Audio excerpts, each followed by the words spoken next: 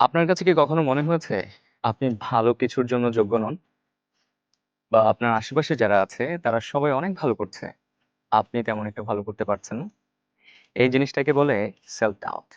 যদি আপনার এরকম ফিল হয়ে থাকে তাহলে জেনে রাখুন মেক্সিমাম মানুষেরই জীবনের কোনো না কোনো একটা পর্যায়ে এই ধরনের সেলফ ডাউট হয়ে থাকে। আপনি একা নন। সেলফ ডাউট হচ্ছে আপনার ভেতর থেকে আসা একটা কণ্ঠস্বর যা আপনাকে এটা বলতে চায়, আপনাকে দিয়ে এটা হবে না। আপনি এটা করতে পারবেন না। এটা মূলত আপনাকে একটা হেসিটেশন এ ফেলে দেয় যে আসলেই আপনি ভালো কোনো কিছু করার যোগ্যতা রাখেন না। তবে আসলেই কি তাই? সেলফ ডাউট কেন বাড়ে জানেন?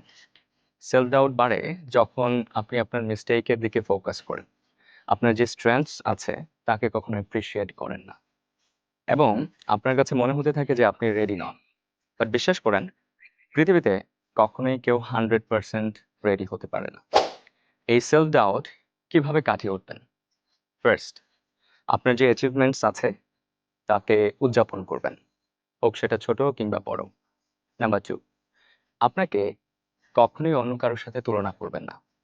কারণ প্রত্যেকের জার্নি আলাদা। নাম্বার 3, আমাদের আশেপাশে অনেক নেগেটিভ এনার্জি আছে। সেগুলোকে এভয়েড করবেন।